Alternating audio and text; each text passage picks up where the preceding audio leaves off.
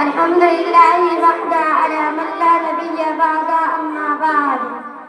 غلط الزام ہے ہم پر کہ وفاداری نہیں کرتے، غلط الزام ہے ہم پر کہ وفاداری نہیں کرتے، ارے ہم وفاداری بانٹتے ہیں اداکاری نہیں کرتے۔ محترم سامعین، اعلیٰ سطح کرام، اساتذہ کرام، السلام علیکم ورحمۃ اللہ وبرکاتہ۔ برا وقت جب آیا ہے وطن پر اے وطن والو، برا وقت جب آیا ہے وطن پر اے وطن والو، ہم اپنی جان دے دیتے ہیں غداری نہیں کرتے۔ معزز سامعین کرام، جیسا کہ آپ سبھی کو معلوم ہے، 26 جنوری یوم جمہوریہ ہندوستان کی تاریخ میں نہایت ہی اہمیت کا دن ہے، اور آپ یہ بھی جانتے ہیں کہ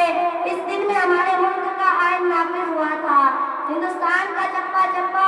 اور گلستان ہند کا بوٹا بوٹا اس بات پر شاہد ہے کہ جب اس ہندوستان کی مقدس سرزمین پر تن کے گورے من کے کالے انگریزوں کا ناپاک سایہ پڑا، اور جب یہ سادی سی قوم ہندوستان کے تخت و تاج کا مالک بن بیٹھی، تو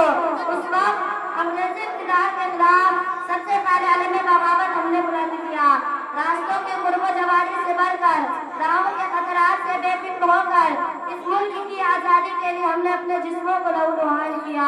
اس ملک کی آزادی کے لیے ہم نے برسر عدالت نغمے آزادی سنائی، تو مالٹا کی کوٹھیوں کو ہمیں اپنا وطن بنانا پڑا۔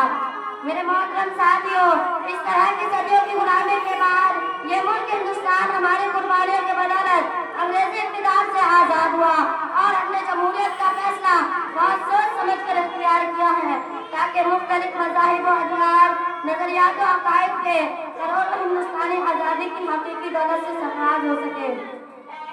لیکن دوستو، آزادی کے بعد یوں ملے وطن کے لوگ ہم سے، آزادی کے بعد یوں ملے وطن کے لوگ ہم سے، آزادی کے بعد جیسے بے حس باپ کوئی دوسری شادی کے بعد۔ ملت اسلامیہ کا غیور نوجوانوں، آج ہندوستان کے اندر کیا ہو رہا ہے؟ آزادی کے بعد سے لے کر آج تک کس طرح کا رویہ اختیار کیا جا رہا ہے؟ مسلمانوں کے خلاف کیسے کیسے ہتھیار استعمال کیے جا رہے ہیں؟ ارے کبھی گورکشکوں کے نام پر مسلمانوں کو قتل کر دیا جاتا ہے، کبھی صرف شک و شبہ کے بنیاد پر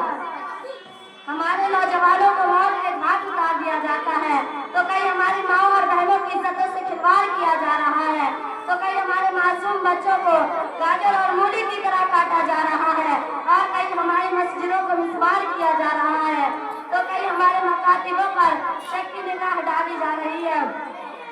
اور حد تو یہ ہو گئی کہ آج ہماری شریعتوں میں مداخلت کی کوشش کی جا رہی ہے۔ میرے محترم دوستو،